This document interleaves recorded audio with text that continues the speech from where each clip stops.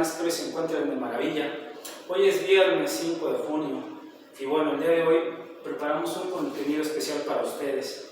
Miren, el objetivo de este video es mostrar a ustedes el análisis y diseño de una trave de concreto reforzado en sus dos estados límite, en estado límite de servicio y en estado límite de resistencia. ¿Por qué o qué nos motivó a hacer este contenido y este video? Miren, en la práctica ingenieril he tenido la experiencia de que algunos colegas o gente joven que viene detrás de nosotros se está dedicando al análisis y diseño estructural. Obviamente este video es con todo el objetivo de que aprendan a analizar y diseñar una trave de concreto, pero no solamente para el estado límite de resistencia, que normalmente se lo tenemos muy bien conceptualizado, sino también en el estado límite de servicio. En muchas ocasiones es una revisión que se pasa desapercibida y realmente el elemento puede estar diseñado para soportar y resistir sus cargas para su estado límite de resistencia, pero el servicio no está cumpliendo ese estado límite. ¿Y qué pasa? Muchas veces al momento de descibrar las losas o las traves, en este caso, tienden a tender una flecha, a flecharse, a deformarse, apenas en su estado de peso propio. Entonces, en la práctica nos hemos topado de que en muchas ocasiones no lo revisan o lo pasan por default e incluso en los planos estructurales muchas veces muestran ahí sus contraflechas. Y no nada más es mostrar contraflechas a sentimiento, sino que verdaderamente se haga una revisión en ese estado límite de servicio, que es muy importante. Y miren, yo lo que les quiero comentar es que hay una regla de oro en la parte de análisis y diseño estructural, y esta implica que siempre antes de tú poder diseñar un elemento para resistencia, en su estado límite de resistencia, primero deberás de revisar tu estado límite de servicio. Eso aplica para este ejemplo de una trave de concreto reforzado, ahorita vamos a ser articulada, es estática, pero esa reglita de oro aplica. Siempre primero debes de analizar y diseñar un elemento a servicio y posteriormente a resistencia. Si no pasa el estado límite de servicio, entonces no estás preparado para diseñar un elemento a resistencia. Y eso aplica prácticamente desde un elemento haciendo una revisión micro, que es en este caso una trave en particular, a todo un sistema, a una configuración estructural. Tú no puedes pasar al estado límite de resistencia sin antes haber pasado por el estado límite de servicio. Entonces este contenido va a durar algunos minutos, de hecho lo vamos a tener que desfragmentar en varios videos, en 2 o 3 sesiones. ¿Por qué? Porque es un proceso analítico, un poquito largo, pero estoy seguro que este va a ser de gran utilidad para ustedes. Y sobre todo, pues que bueno, en la vida práctica lo puedan llevar a cabo, ustedes puedan hacer sus rutinas, sus hojas de cálculo y sin ningún problema puedan ir implementando esta consideración de diseño en sus proyectos. Por supuesto que este contenido va específicamente para toda la comunidad ingenieril, a todos los estudiantes. De hecho, sé que hay estudiantes desde el nivel bachillerato tecnológico que, por ejemplo, llevan diseño arquitectónico, llevan construcción o alguna carrera técnica afín a la industria de la construcción.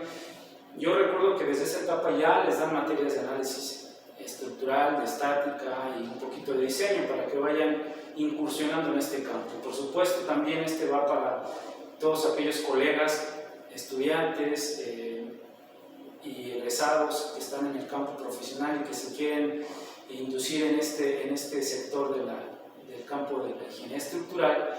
Y por supuesto, para todos los colegas, sean arquitectos, sean ingenieros civiles, sean ingenieros constructores, este video es para ustedes. Por favor, pongan mucha atención y por supuesto, cualquier duda o comentario estoy a sus órdenes.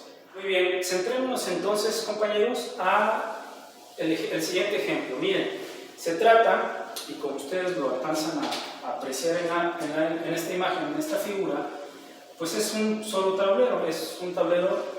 En las 4 esquinas hay unos elementos que son las columnas, obviamente esto es de concreto reforzado. Del eje 1 al eje 2 tenemos una distancia de 7 metros y del eje A al eje B tenemos una distancia de 6 metros. Se está considerando como sistema de piso una losa maciza. Ahorita vamos a obtener el peralte efectivo de esta losa maciza, y obviamente, como ustedes ven, no tengo continuidad para ninguno de sus extremos. Entonces prácticamente nos vamos a centrar en este elemento, en el elemento central. Sería una trave secundaria que vamos a tomar para efectos de ejemplo y de análisis. Esta trave se encuentra exactamente a la mitad del clavo de los 6 metros, de tal manera que divide el tablero a 3 metros de distancia. Y bueno, obviamente para este ejemplo tenemos que hacer el análisis de cargas unitarias. Cuánto tenemos de peso, el espesor de losa que vamos a considerar, cuánta sobrecarga muerta podríamos tener en este elemento, qué carga viva vamos a considerar, y bueno, vamos a obtener primero el espesor de la losa. Miren, para obtener el espesor de la losa maciza, en este caso vamos a considerar una losa maciza, en el reglamento de construcción de la Ciudad de México nos recomiendan una ecuación para poder obtener el peralte mínimo de la losa, y esta es a través de la sumatoria de lados continuos más la sumatoria de lados discontinuos afectados por un factor, y esto dividido entre 250. Ahora, ¿qué pasa con este tablero, compañeros? Miren, si se dan cuenta, este tablero prácticamente en 3 de sus lados no tienen continuidad, y solamente podremos considerar que en esta zona donde se apoya en esta trave puede tener continuidad en este sentido. De tal manera que al aplicar esta ecuación de peralte mínimo, podemos considerar que para lados continuos, pues el único lado donde hay continuidad es en el lado de 7 metros. Obviamente hay que tener cuidado con las unidades que estemos manejando. En este caso vamos a aplicar en esta ecuación centímetros. Entonces estamos hablando que para la sumatoria de lados continuos únicamente son 700 centímetros. Ahora sí, para la parte donde hay discontinuidad podemos considerar este lado que mide 3 metros, este lado que mide 3 metros y este que mide 7 metros. Entonces, de tal manera que tenemos 7, 10 y 13 metros. Tenemos 1300 centímetros como lado discontinuo. ¿Y este factor qué implica este factor? Te dice el reglamento. Bueno, si tú tienes un elemento que está colado monolíticamente, considera un factor. Y si no es un colado monolítico, considera este otro factor. En este caso, ese factor del que les estoy hablando sería multiplicado por 1.5, que es la parte más crítica, como si no tuviéramos continuidad. Y esto dividido entre 250. Y bueno, permítanme traer la calculadora.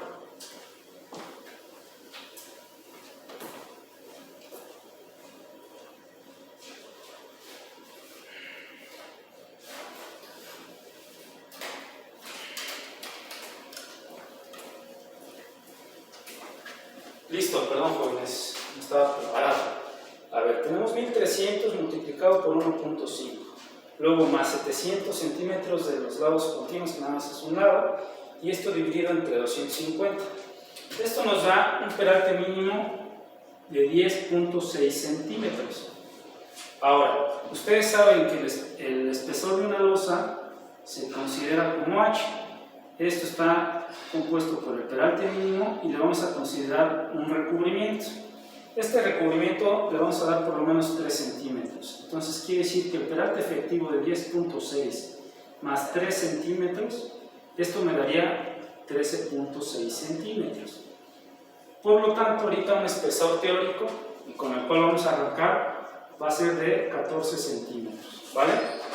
Ahora, ¿qué les quiero comentar con esta aplicación de esta ecuación? Miren, en la práctica he encontrado que con esta fórmula, al aplicar esta ecuación, te da el peralte mínimo que te pide el reglamento, pero es bastante práctico. Ya una vez que tú analizas en este caso un sistema de losa macizos, con este peralte mínimo, no vas a tener problemas en su estado límite de servicio y en consecuencia en su estado límite de falla. Entonces, esta ecuación se la recomiendo mucho, es para poder obtener un peralte mínimo del sistema de losa, ¿vale? Ahora, ya que tenemos el espesor de losa determinado, entonces ahora sí vamos a hacer nuestro análisis de cargas unitarias. Para este caso, vamos a considerar que el peso propio sería 0.14 multiplicado por el peso específico del concreto, que es 2.400 kilos por metro cúbico, ¿vale? Entonces, esto nos va a dar 0.14 por 2.400, 336 kilogramos por metro cuadrado, ¿vale?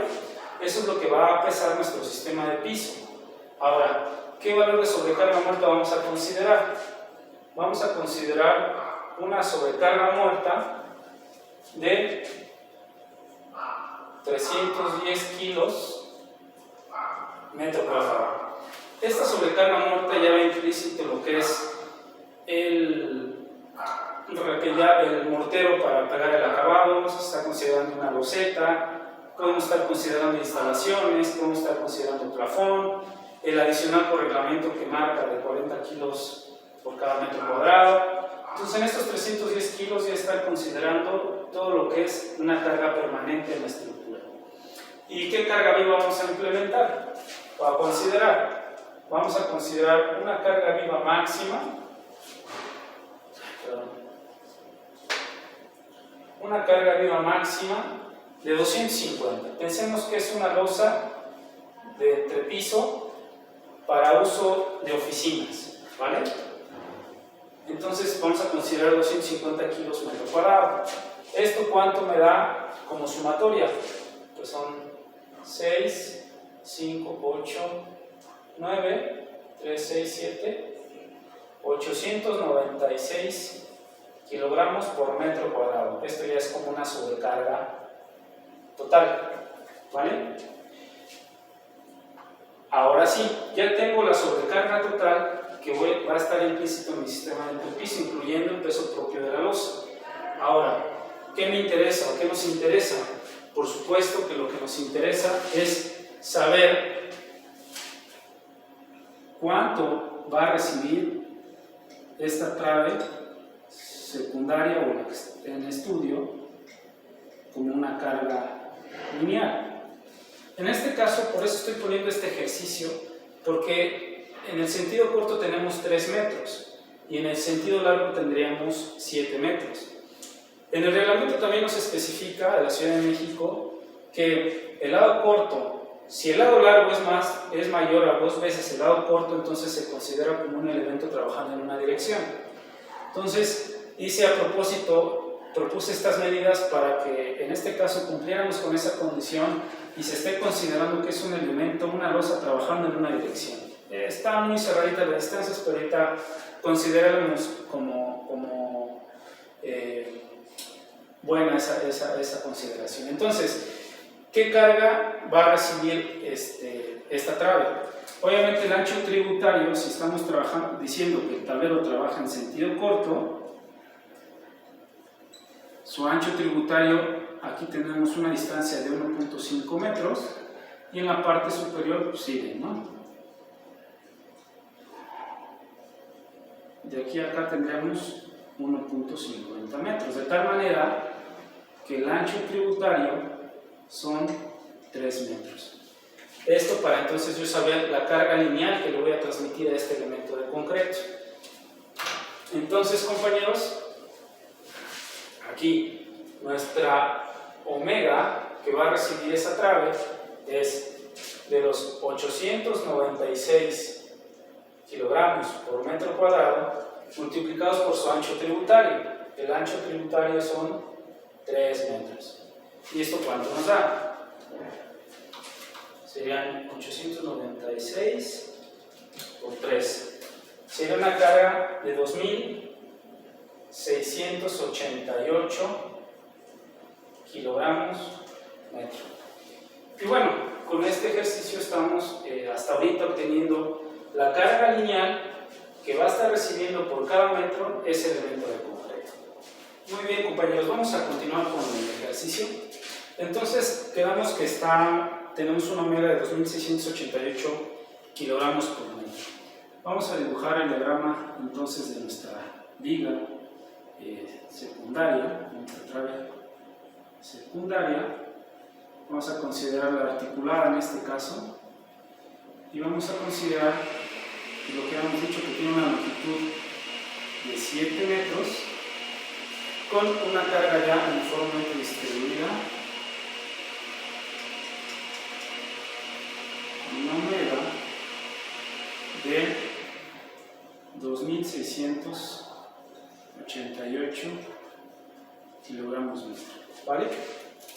Bueno, ¿cuál es el primer paso?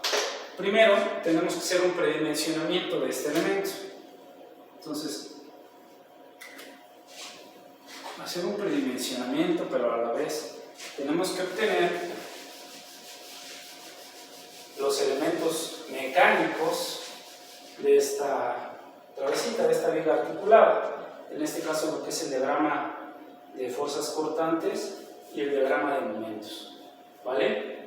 Recuerden que esta carga ahorita está sin factorizar, no estoy factorizando. Entonces, por ahí teníamos el peso propio, que es del punto 14 por 2,400, para que no se nos olvide. El peso propio, déjenme volver a apuntar, de 336 kilos metro cuadrado. La sobrecarga muerta de 310 kilos metro cuadrado y la carga viva máxima de 250 kilos metro cuadrado, ¿vale? Que habíamos dicho que esto nos da 896 kilos metro cuadrado. Entonces, lo que vamos a obtener ahorita son los elementos mecánicos de esta viga. Bien. Pero con esta carga de servicio, ahorita no estamos factorizando la omega de la que estamos teniendo en la carga. Ok, vamos a obtener los elementos mecánicos, pero para ello, ¿qué necesitamos dibujar nosotros?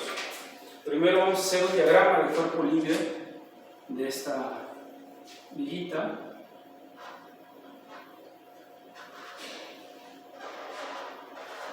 Llamémosle a este punto el punto A y a este punto nuestro punto B, ¿vale? Entonces, ¿qué es lo que necesitamos conocer? En este punto necesitamos saber cuál es la reacción en la dirección, en el punto A en la dirección Y, cuál es la reacción en el punto B en la dirección Y. Aquí no le pongo, en este caso, tendría reacción en vertical y en horizontal, pero como no tengo carga axial, pues automáticamente se elimina. Y aquí, al centro del claro, tendríamos una carga equivalente vertical, que esto sería obteniendo los 2000, multiplicando los 2688 por 7 metros. Tendremos una carga de 18.816 kilogramos, ¿vale? Esto, por supuesto, en una distancia de, en este caso es la mitad, 3.5 metros y 3.5 metros, ¿vale? Este es nuestro diagrama del cuerpo libre de esta viga articulada, ¿vale? Entonces, ¿qué es lo que necesitamos saber? Necesitamos saber las reacciones para después poder hacer nuestro diagrama de cortantes y momentos. Entonces, como ustedes saben, nosotros para poder determinar la reacción, vamos a hacer la sumatoria de momentos en el punto A. Entonces, si hacemos sumatoria de momentos en el punto A cuando vale 0 y tomemos la convención de signos que en sentido contrario a las manecillas del reloj es positivo, entonces ¿qué tendríamos?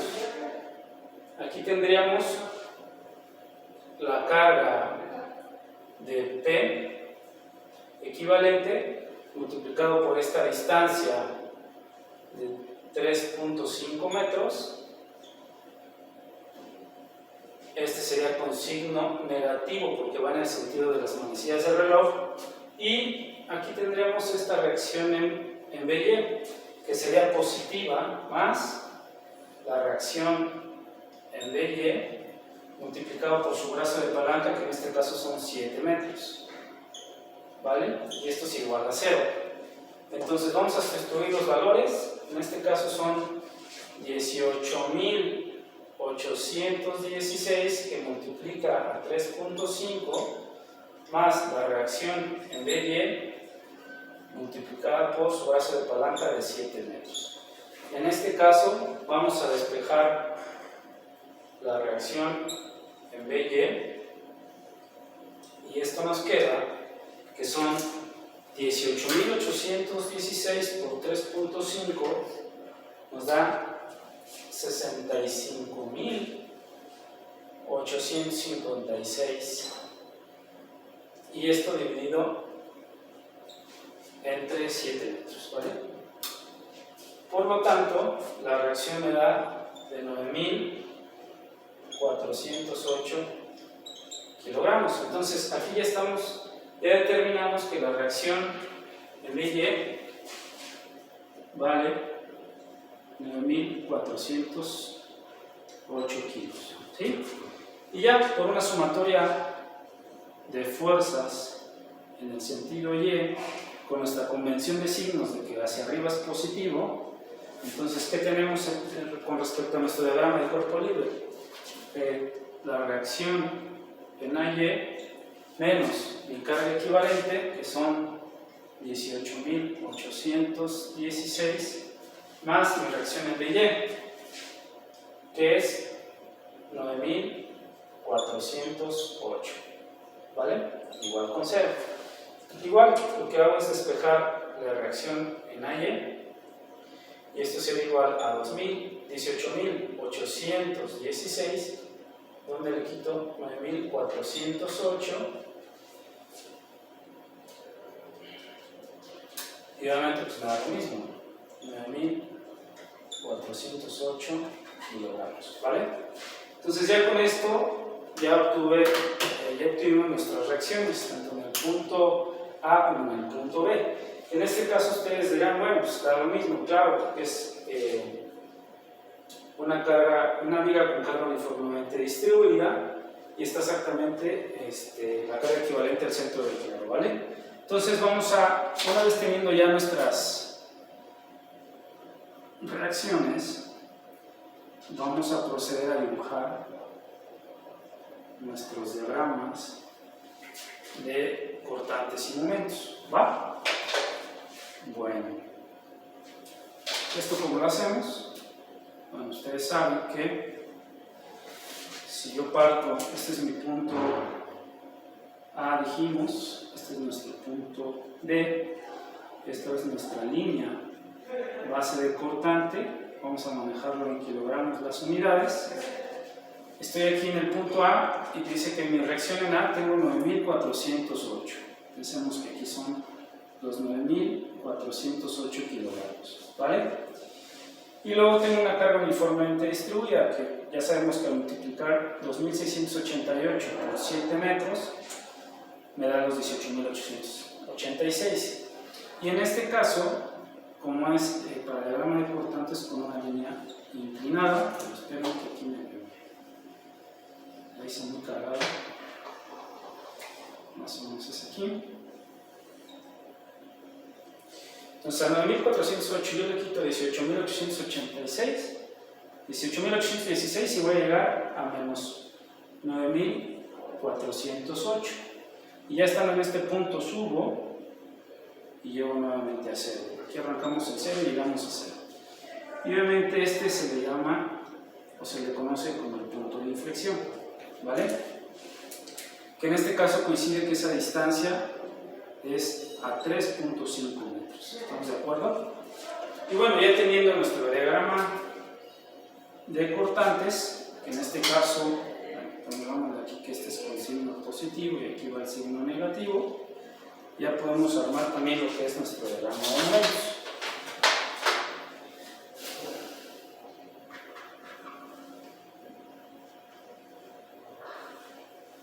¿Vale? Vamos a hacer nuestra línea base de momentos y esto que esté en kilogramo metro, ¿vale? Igual este es nuestro punto A, arrancamos en 0 y tenemos que llegar aquí al punto B y de igual forma llegar a 0, ¿sale?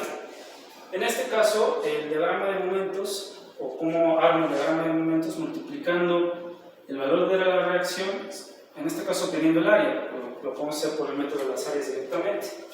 Entonces es los 9408 multiplicado por 3.5, ese sería el rectángulo para obtener el área entre 2.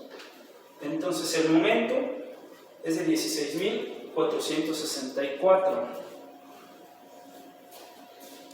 16.464, ¿vale? Y aquí, como es una carga uniformemente distribuida y es una ecuación cuadrática, por lo tanto aquí es una curva de segundo grado, ¿vale? Y obviamente al restarle esta área, que también me va a dar la misma, entonces voy a llegar a 0. ¿Estamos de acuerdo?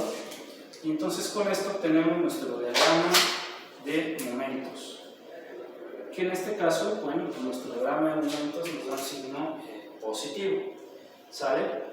Dices, bueno, bien, ¿a mí para qué me sirve obtener un diagrama de cortantes y un diagrama de momentos?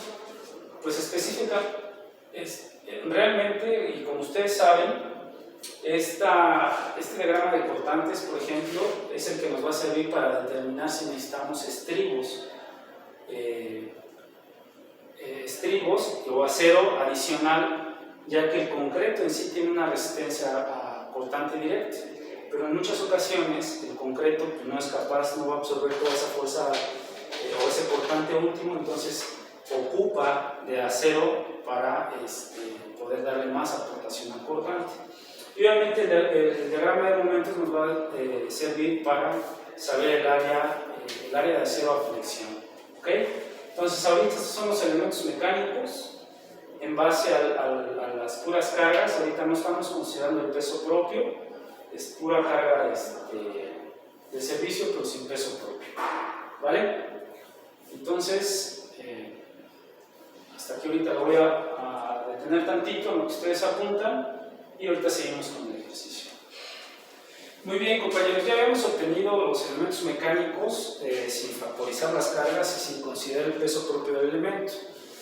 Eso fue nada más como para mostrarles el procedimiento de obtener elementos mecánicos de un elemento isostático. Pero es muy importante partir de un predimensionamiento. Bueno, ¿qué predimensionamiento yo le puedo dar a este elemento? Entonces, nuestro punto número 1 va a ser, o nuestro paso número 1 va a ser el predimensionamiento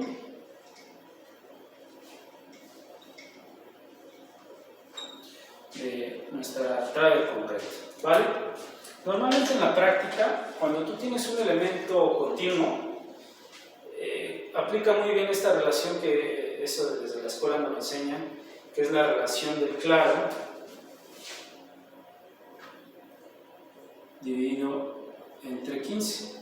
Y con esto se hace un predimensionamiento aproximado y normalmente resulta, pero cuando hay continuidad. Ahora recuerden que en nuestro ejemplo, nuestro ejercicio es un elemento isostático. Entonces normalmente cuando es un elemento isostático, pues todo lo va a absorber el momento positivo y en consecuencia se va a deformar un poco más, pero también necesitas un poco de Peralta. En este caso es un ejercicio, estoy tratando de ser un ejercicio práctico y muy cercano a la realidad. Y normalmente para ese tipo de casos, cuando es isostático, no hay continuidad, aplica muy bien la relación L entre 10. Este es para cuando no hay continuidad. Cuando no hay continuidad, en este caso, pues es isostático. ¿Vale? Normalmente este Peralta casi siempre aplica. De hecho, el ejercicio, ahorita este ejercicio lo vamos a tomar como L entre 15. porque hay unas cosas que les quiero explicar más adelante con la revisión en el estado límite de servicio, no perdamos de vista este caso. Y ya en consecuencia, bueno, vamos a llegar a la conclusión de que esta es la relación adecuada, ¿vale? Entonces, vamos a considerar ahorita, como les comenté, pues esa relación L entre 15, ¿vale? Entonces, L entre 15, si yo tengo 700 centímetros entre 15, ¿cuánto nos da? Bueno, según esto me da 46.66 centímetros. Dejémoslo en 50 centímetros, ¿vale? Este es como peralte. Ahora, acuérdense que la base de nuestro elemento, normalmente la base es igual a una relación de h sobre 2. Entonces, pensemos que son los 50 centímetros dividido entre 2, pues esto nos va a dar 25 centímetros, ¿sale? Entonces, ¿qué quiere decir? Bueno, que este elemento, nuestro predimensionamiento, nos está dando de una base de 25 centímetros con una altura de 50 centímetros, ¿vale? Entonces, ya teniendo este predimensionamiento, ahora sí vamos a obtener pues el peso propio de esta viga, ¿va? Y eso se obtiene de la siguiente manera.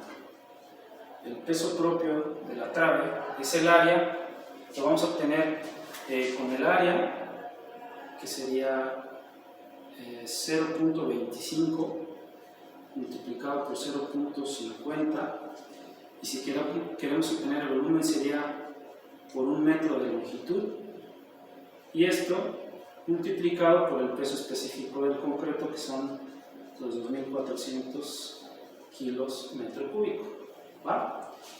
Entonces esto nos da 0.25 por 0.50 por 2.400, nos va a dar un peso propio de 300 kilos por cada metro lineal.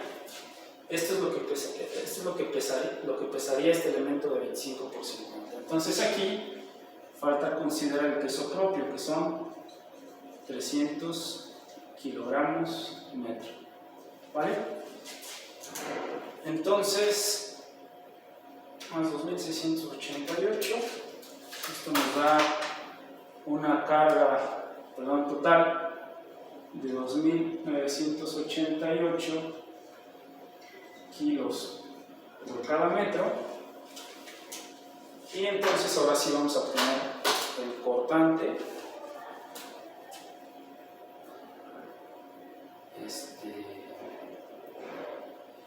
en servicio, ya considerando el peso propio, ¿vale? Que en este caso sería los 2.988 multiplicado por 7 metros y dividido entre 2. 2.988 por 7 entre 2, esto nos va a dar 10.458